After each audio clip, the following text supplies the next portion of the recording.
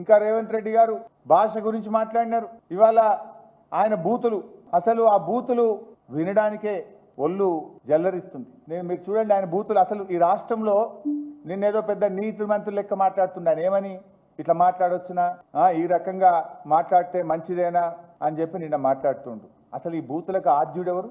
నువ్వు కాదా రేవంత్ రెడ్డి గారు? అసలు నువ్వు మాట్లాడినటువంటి బూతులు నిన్న ముఖ్యమంత్రిగా నువ్వు బట్టలు ఇప్పదీసి రోడ్డు మీద కొట్టం అని జర్నలిస్టులను పట్టుకొని మాట్లాడుతావు, సంస్కారహీనంగా మాట్లాడుతావు. అసలు గతంలో రేవంత్ రెడ్డి గారు మాట్లాడిన భాష ఒక్కసారి చూసినాకనే మాట్లాడతారు. ఆంజయ్ బాబు షార్ట్ గా పెట్టు. ఈ సన్నాసి రండా అలాగే ఎర్ర గాల్చి తిరల మీద వాతలు పెడతాం. మీరు ఒక్కసారి చెప్పండి. నీ ముడ్డి మీద డ్రాయర్ కూడా ఉండదు, పీకడం మొదలు పెడితే బిడ్డ నడి బజార్లో ఉరి తీయాలన్నా, 100 మీటర్ల గోతి తీసి పాతి పెట్టాలన్నా, ఒక్కనొక్కని పండబెట్టి తొక్కి పేగులు తీసి మెడలేసుకొని ఊరేగుదాం బిడ్డ. లోపల నా కొడుకులు ఛానళ్ళు ఉన్నాయి కదా అని అడ్డగోలు చేస్తే చూసుకుంటూ ఊకుంటా అంటారు.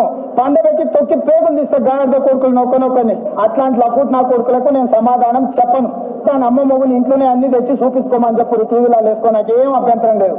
నెత్తి మీద కాలు పెట్టి తొక్కకపోతే గుండు కొట్టించుకుంటే అట్లనే నా కొడుకల్లారా రండి. అట్లనే తెలంగాణ ప్రజలు అడవి పందుల్లా అయ్యో అరే సన్నాసుడు కార్యకర్తలు వాళ్ళని పట్టుకొని యాప చెట్టు కట్టేసి లాగుల కొండలిచ్చి కొడతారని చెప్పి బోర్ల పక్కన పండబెట్టి తొక్కుతాం. వేముల వీరేశాన్ని నల్గొండ క్లాక్ టవర్ దగ్గర బట్టలు పరిచి పిర్రలు వాళ్ళ దగ్గర కొడితే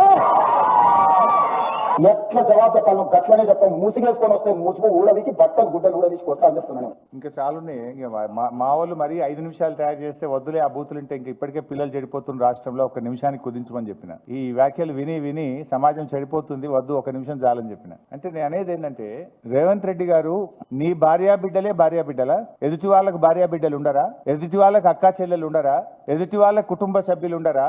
నీ దాకా వస్తే గానీ నొప్పి తెలియదా నీకు? నువ్వు గతంలో కేసీఆర్ గారిని పట్టుకొని కాల్చి పారేయాలని మాట్లాడినావు, ప్రగతి భవన్ ను పేల్చివేయాలని మాట్లాడినావు. ఇక నీ బూతులు ఆ నోట్తో నేను చెప్పలేను. ఆ బూతులు మాట్లాడితే నా నాలుక ఖరాబ్ అవుతుంది. కానీ అంత పచ్చి బూతులు మాట్లాడినావు నువ్వు. కానీ నిన్నేమంటున్నావు? ఇట్లంటారా అట్లా. మరి అప్పుడు గతంలో నువ్వు అసలు బాడీ షేమింగ్ కు బ్రాండ్ అంబాసిడర్ నువ్వు కదా. కేటీఆర్ గారు కుమారుడు మైనర్ అబ్బాయి, పాపం ఆయన చదువుకునే ఒక స్కూలుకు వెళ్లే విద్యార్థి.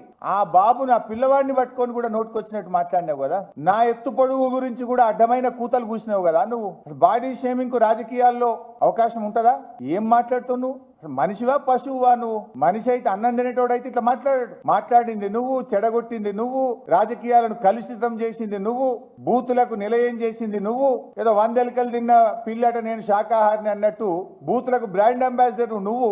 ఇవాళ నీతి సూత్రాలు, నీతి వ్యాఖ్యలు నువ్వు వల్లిస్తే ఎట్లా రేవంత్ రెడ్డి గారు? భాష వల్ల తెలంగాణ పరువు, ప్రతిష్ట, గౌరవం మంట కలిసిపోతా ఉంది. రాష్ట్రానికి నష్టం జరుగుతా ఉంది. తెలంగాణ అంటే ఈ దేశంలో ఒక గౌరవం ఉంది, ఒక ప్రతిష్ట నిలిపిండు కేసీఆర్. నీ భాష వల్ల, నీ చర్యల వల్ల, నీ విధానాల వల్ల, నీ పిచ్చి తుగ్లక్ చర్యల వల్ల ఈ రాష్ట్రం యొక్క పరువు, ప్రతిష్ట మంట కలిసేటువంటి పరిస్థితి ఏర్పడతా ఉంది. నిన్న మేము శాసనసభలో, శాసన మండలిలో కేసీఆర్ గారి పట్ల రేవంత్ రెడ్డి చేసిన అనుచిత వ్యాఖ్యలకు మేము వాకౌట్ చేసినాం. వాకౌట్ చేస్తే నిన్న మాట మార్చిండు. మీరు చూశారు అసెంబ్లీలో. నేను కేసీఆర్ నన్లే బీఆర్ఎస్ పార్టీని అన్నా అని మాట మార్చిండు. ఒక్కసారి ఆ వీడియో చూద్దాం. ప్రజలకు, ఈ రాష్ట్ర ప్రజలకు నిజాలు తెలవాల్సిన అవసరం ఉంది. బీఆర్ఎస్ పార్టీని అన్నాడా, కేసీఆర్ గారిని అన్నాడా, నిన్న ఏమని మాట మార్చిండో ఒక్కసారి రాష్ట్ర ప్రజలు, మీడియా మిత్రులు కూడా చూడాలని నేను కోరుతా ఉన్నా. పెట్టుబాబు, నేనే తప్పు మాట్లాడిన అధ్యక్ష.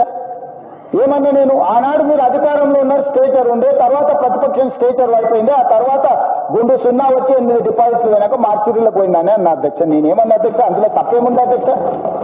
బీఆర్ఎస్ ఈ రోజు మార్చిరీలో ఉందని నేను చెప్పిన అధ్యక్ష. కొంతమంది మా స్ట్రేచర్ పెద్దదని, ఇంతమంది మా ఎమ్మెల్యేలు చెప్పేసిన స్ట్రేచర్ నాయన స్ట్రెచర్ మీద పోండి, స్ట్రేచర్ నాయన స్ట్రెచర్ మీద పోండి, స్ట్రెచర్ మీద నుంచి మార్చరికి పోతాడు రేపు పొద్దుగాల.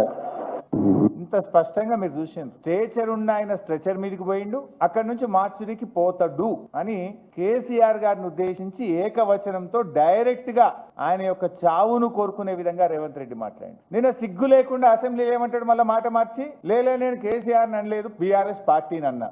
ఇంతకంటే సాక్ష్యం ఇంకోటి కావాలన్నా? 24 గంటల్లోనే మాట మార్చడంలో రేవంత్ రెడ్డి మించినోడు ఇంకోడని ఉంటాడా? నీకు సిగ్గుంటే, నిజాయితీ ఉంటే క్షమాపణ చెప్పు. నేను తప్పుగా నోరు జారినా కేసీఆర్ గారిని మార్చురిగిపోవాలని ఆయన చావును కోరుకున్నా అని జాతిపిత అయిన కేసీఆర్ కు క్షమాపణ చెప్పు. ఏమన్నా ఆయన పెద్ద మనసుతో నిన్ను క్షమిస్తాడు, ప్రజలు క్షమిస్తారు నిన్ను.